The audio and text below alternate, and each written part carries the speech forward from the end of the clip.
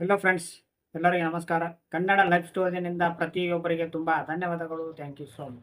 ಈ ಸ್ಟೋರಿ ಏನು ಅಂತಂದರೆ, ಈ 3 ಪಾಯಿಂಟ್ಗಳನ್ನು ನೀವು ಸ್ವಲ್ಪ ಆದರೂ ಸ್ವಲ್ಪ ಕಂಟ್ರೋಲ್‌ನಲ್ಲಿ ಇಟ್ಕೊಂಡಿದ್ರೆ ನಿಮ್ಮ ಜೀವನ ತುಂಬ ಚೆನ್ನಾಗಿ ಇರುತ್ತೆ. 90% ಮಾತ್ರ ಯಾವುದೇ ಒಂದು ಸಮಸ್ಯೆಗಳು ಬರುವುದೇ ಇಲ್ಲ. ಮೊದಲನೇದಾಗಿ ಏನು ಅಂತಂದರೆ, ನಿಮ್ಮ ಕಣ್ಣುಗಳನ್ನು ನಿಮ್ಮ ಕಂಟ್ರೋಲ್‌ನಲ್ಲಿ ಇಟ್ಕೋಬೇಕು. ಯಾಕಪ್ಪ ಅಂತಂದರೆ, ನಿಮ್ಮ ಕಣ್ಣುಗಳನ್ನು ನೋಡಿದರೆ ಬೇಕನ್ನಿಸುತ್ತದೆ. ಯಾವುದು ಸುಂದರವಾಗಿರುತ್ತೋ, ಯಾವುದು ನೋಡೋಕ್ಕೆ ಚೆನ್ನಾಗಿರುತ್ತೋ ಅದೆಲ್ಲಾನು ಬೇಕು ಅನಿಸುತ್ತದೆ. ಅದಕ್ಕೆ ಕೆಲವೊಂದು ನೀವು ನೋಡೋ ಲುಕ್ಕಿನಲ್ಲಿ ಪಾಸಿಟಿವಿಟಿ, ನೆಗೆಟಿವಿಟಿ ಎರಡೂ ಕಾಣಿಸುತ್ತವೆ. ನೀವು ಯಾವ ಥರ ನೋಡ್ತಾ ಇದ್ದೀರಾ ಅನ್ನೋದು ಇನ್ನೊಬ್ಬ ವ್ಯಕ್ತಿಗೆ ಅದು ಅರ್ಥವಾಗುತ್ತದೆ. ನೀವು ಒಳ್ಳೆ ರೀತಿಯಾಗಿ ನೋಡ್ತಾ ಇದ್ದೀರಾ, ಕೆಟ್ಟ ರೀತಿಯಾಗಿ ನೋಡ್ತಾ ಇದ್ದೀರಾ ಅಂತ. ನೀವು ನೋಡೋ ಲುಕ್ಕಿನಲ್ಲಿ ಪಾಸಿಟಿವ್ ಆಗಿದ್ದರೆ ತುಂಬ ಚೆನ್ನಾಗಿರುತ್ತೆ.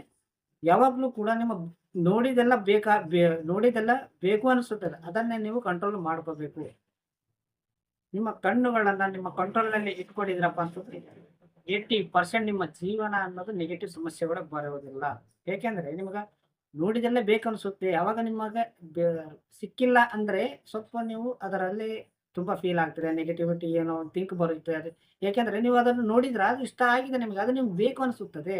ಸೊ, ಅದಕ್ಕೆ ಕೆಲವೊಂದು ನೀವು ವಿಚಾರ ಮಾಡುತ್ತಿರುವಾಗ ನಿಮ್ಮ ನೋಡೋ ಲುಕ್ಕಿನಲ್ಲಿ ಪಾಸಿಟಿವಿಟಿ, ನೆಗೆಟಿವಿಟಿ ಎರಡೂ ನೀವು ಗಮನ ಕೊಡಬೇಕು. ಯಾರೇ ಒಬ್ಬ ವ್ಯಕ್ತಿಗೆ ನೀವು ಒಬ್ಬ ಮನುಷ್ಯನಿಗೆ ನೋಡೋ ವಿಧಾನಗಳನ್ನು 2 ರೀತಿ ಇರ್ತವೆ. ನೀವು ನೋಡೋ ಲುಕ್ಕಿನಲ್ಲಿ ಒಳ್ಳೆಯದು ಇರುತ್ತೆ, ನೆಗೆಟಿವಿಟಿ ಇರುತ್ತೆ.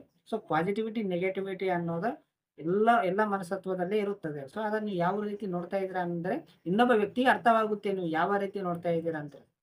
ಅದಕ್ಕೆ ಹೇಳ್ತಿರೋದು, ನಿಮ್ಮ ಕಣ್ಣುಗಳನ್ನ ನೀವು ಕಂಟ್ರೋಲ್‌ನಲ್ಲಿ ಇಟ್ಕೊಂಡ್ರೆ 80% ನಿಮ್ಮ ಜೀವನದಲ್ಲಿ ನೆಗೆಟಿವಿಟಿ ಸಮಸ್ಯೆಗಳು ಯಾವುದೇ ಒಂದು ಸಮಸ್ಯೆಗಳು ಬರುವುದೇ ಇಲ್ಲ. ಎರಡನೇದೇನು ಅಂದ್ರೆ ಮನಸ್ಸು. ಈ ಮನಸ್ಸು ಬಗ್ಗೆ ಮಾತಾಡಬೇಕು ಅಂತಂದ್ರೆ, ಕೆಲವೊಬ್ರು ಪ್ರೀತಿ ಮಾಡೋ ಮನಸ್ಸು ಅನ್ನೋದು ಒಂದು ಮಾತು ಬರುತ್ತೆ. ಮನಸ್ಸು ನೋಡಿ ಪ್ರೀತಿ ಮಾಡಬೇಕು ಅಂತ. ಇಲ್ಲ ಯಾವುದೇ ಒಂದು ಮನಸ್ಸು ತುಂಬಾ ಒಳ್ಳೆದಿದೆ, ನಿಮ್ಮ ಮನಸ್ಸು ಚೆನ್ನಾಗಿದೆ ಅಂತ. ಮನಸ್ಸು ಯಾರು ನೋಡಿಲ್ಲ. ಬಟ್ ಅದು ಅವರಾಗಿ ಅವರೇ ಥಿಂಕ್ ಮಾಡಿರುತ್ತಾರೆ. ಯಾವುದೇ ಒಬ್ಬ ಲವ್ ಮಾಡೋ ಮುಂದೆ ಆಗಲಿ, ಒಂದು ಮ್ಯಾರೇಜ್ ಆಗೋ ಮುಂದೆ ಆಗಲಿ, ಕ್ಯಾರೆಕ್ಟರ್ ನೋಡೋದು ಬಹಳ ಕಡಿಮೆ. ಜಸ್ಟ್ ಮಾತಿಗೆ ಮನಸ್ಸು ಚೆನ್ನಾಗಿರಬೇಕು ಅಂತಾರೆ.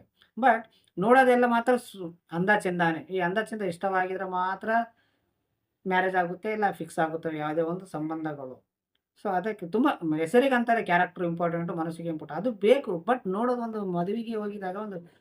ಮದುವೆಗೆ ನೋಡೋಕ್ಕೆ ಹೋಗಿದಾಗ ಹುಡುಗ ಆಗಲಿ, ಹುಡುಗಿ ಆಗಲಿ, ಅಲ್ಲಿ ಕ್ಯಾರೆಕ್ಟರ್ ಅನ್ನೋದು ಹೇಗೆ ಗೊತ್ತಾಗುತ್ತೆ? ಅವ್ರ ಮನಸ್ಸು ಅನ್ನೋದು ಹೇಗೆ ಗೊತ್ತಾಗುತ್ತೆ? ಏನಾದರೂ ಅವರು ಅಂದ ಚಂದ ನೋಡೇ ಸೆಲೆಕ್ಟ್ ಮಾಡುತ್ತಾರೆ. ಆಮೇಲೆ ಅವ್ರ ಜೊತೆ ಜೀವನ ಮಾಡ್ತಿರುವಾಗ, ಇಲ್ಲ ಅವ್ರ ಜೊತೆ ಇರೋ ಟೈಮ್ ಸ್ಪೆಂಡ್ ಮಾಡ್ತಾ ಇದ್ದಾಗ ಅವ್ರ ಬಗ್ಗೆ ಕ್ಯಾರೆಕ್ಟರ್, ಗುಣಗಳು, ಮನಸ್ಸು ಎಲ್ಲ ಗೊತ್ತಾಗುತ್ತೆ. ಒಳ್ಳೆಯವರ ಪಾಸಿಟಿವಿಟಿ, ಒಳ್ಳೆಯವರ ನೆಗೆಟಿವಿಟಿ ಅಂತ ಎಲ್ಲನೂ ಗೊತ್ತಾಗುತ್ತೆ. ಅಲ್ಲಿವರೆಗೂ ಯಾರಿಗೂ ಗೊತ್ತಿಲ್ಲ. ನಿಮ್ಮ ಮನಸ್ಸನ್ನ ಸಿಕ್ಕೋರಿಗೆಲ್ಲ ಇಷ್ಟಪಡೋಲ್ದಂಗ ನೀವು ಅದು ಏನಂತಾರೆ, ಯಾರು ಸಿಕ್ಕೋರಿಗೆಲ್ಲ ಇಷ್ಟ ಆಗುತ್ತೆ ನೋಡು, ಅದು ಮನಸ್ಸೇ ಅಲ್ಲ. ಮನಸ್ಸಿಗೆ ಒಂದು ತುಂಬ ವ್ಯಾಲ್ಯೂ ಇರುತ್ತೆ. ಆ ವ್ಯಾಲ್ಯೂವನ್ನ ನೆಗೆಟಿವಿಟಿ ಮಾಡಬಾರದು. ಅದಕ್ಕೆ ಹೇಳ್ತಿರೋದು, ನೀವು ಯಾರಿಗಾದ್ರೂ ಇಷ್ಟಪಡ್ತಿದ್ದಾಗ ಒಬ್ಬರಿಗೆ ಇಷ್ಟಪಡಬೇಕು. ನಿಮ್ಮ ಮನಸ್ಸನ್ನು ಇನ್ನೊಬ್ಬ ವ್ಯಕ್ತಿಗೆ ಕೊಡ್ತಿದ್ದಾಗ ಆ ವ್ಯಕ್ತಿ ಕೂಡ ನಿಮಗೆ ಕೊಡಬೇಕು. ಅರ್ಥ ಆಯ್ತಾ ಫ್ರೆಂಡ್ಸ್? ಸಿಕ್ಕೋರಿಗೆಲ್ಲ ನೀವು ಇಷ್ಟಪಟ್ಟಿದ್ರೆ ಆ ಮನಸ್ಸಿಗೆ ವ್ಯಾಲ್ಯೂ ಇರೋದಿಲ್ಲ. ಕೆಲವು ಸಮಸ್ಯೆಗಳು, ನೆಗೆಟಿವಿಟಿ ಸಮಸ್ಯೆಗಳು ಬರುತ್ತವೆ. ಮೂರನೇದೇನು ಅಂತಂದ್ರೆ ನಿಮ್ಮ ಮೈಂಡ್. ಈ ಮೈಂಡ್ ಬಗ್ಗೆ ಮಾತಾಡಬೇಕು ಅಂತಂದ್ರೆ, ನೀವು ಯಾವ ಥರ ಥಿಂಕ್ ಮಾಡ್ತೀರಾ, ಅದೇ ಥರ ನಿಮ್ಮ ನೂರಾರು ಆಲೋಚನೆಗಳು ಕೊಡುತ್ತವೆ. ನೀವು ಯಾವ ಥರ ಥಿಂಕ್ ಮಾಡ್ತೀರಾ ಅನ್ನೋದು ಸೈಡಿಗೆ ಇಟ್ಬಿಡೋಣ. ಫಸ್ಟ್ ನಿಮ್ಮ ಮೈಂಡನ್ನು ನಿಮ್ಮ ಕಂಟ್ರೋಲಲ್ಲೇ ಇಟ್ಕೋಬೇಕು. ಅದು ಹೇಗೆ ಅಂತಂದರೆ, ಫಾರ್ ಎಕ್ಸಾಂಪಲ್ ನೀವು ಯಾವುದೋ ಒಂದು ನೆಗೆಟಿವಿಟಿ ಸಮಸ್ಯೆ ಬಂದಿದೆ. ಆ ಸಮಸ್ಯೆಯನ್ನ ನೀವು ಜಾಸ್ತಿ ನೀವು ಓವರ್ ಥಿಂಕಿಂಗ್ ಮಾಡ್ತೀರಾ. ಆ ಸಮಸ್ಯೆಯನ್ನು ನೀವು ತುಂಬ ನೆಗೆಟಿವಿಟಿ ಬರುತ್ತವೆ. ಅದಕ್ಕೆ ಯಾವುದೇ ಒಂದು ನಿಮಗೆ ಭಯವಾದ ಸಿಚುವೇಷನ್‌ಗಳಾಗಿದಾಗ, ಇಲ್ಲ ಯಾವುದೋ ಒಂದು ನಿಮ್ಮ ನೆಗೆಟಿವಿಟಿ ವಿಚಾರ ಆಗಿದಾಗ ಅದನ್ನ ನೀವು ಥಿಂಕ್ ಮಾಡೋದು ಬಿಡಬೇಕು. ಈ ಥಿಂಕ್ ಮಾಡೋದ್ರಿಂದ ನಿಮ್ಮ ಜೀವನವನ್ನೋದು ತುಂಬ 50% ನೆಗೆಟಿವಿಟಿ ಬರುತ್ತವೆ. ಅದಕ್ಕೆ ಹೇಳ್ತಿರೋದು, ನಿಮ್ಮ ಮೈಂಡು ನಿಮ್ಮ ಕಂಟ್ರೋಲ್‌ನಲ್ಲಿ ಇಟ್ಕೋಬೇಕು. ನೀವು ಯಾವ ಥರ ಥಿಂಕ್ ಮಾಡ್ತಿದ್ದಾರೆ, ಯಾವುದು ಅವಸರನೋ, ಯಾವುದು ಕೆಲ್ಸಕ್ಕೆ ಬರುತ್ತೋ ಅದು ಮಾತ್ರ ನೀವು ಥಿಂಕ್ ಮಾಡಬೇಕು. ಈ ಸಿಕ್ಕಿದ್ದೆಲ್ಲ ಥಿಂಕ್ ಮಾಡಿದಾಗ ನಿಮ್ಮ ಮೈಂಡ್ ಅನ್ನೋದು ಖರಾಬ್ ಆಗುತ್ತೆ. ಅದಕ್ಕೆ ಜಾಸ್ತಿ ಸ್ಟ್ರೆಸ್ ಆಗುತ್ತೆ. ಆ ಸ್ಟ್ರೆಸ್ ಆಗಿದಾಗ ಯಾವುದೋ ಒಂದು ಸಮಸ್ಯೆಗಳು ಬರೋದು, ಕಾಯಿಲೆ ಬರುವುದು, ಸೊ ತಲೆನೋವು ಆಗೋದು ಇಂಥವೆಲ್ಲ ಬರುತ್ತವೆ.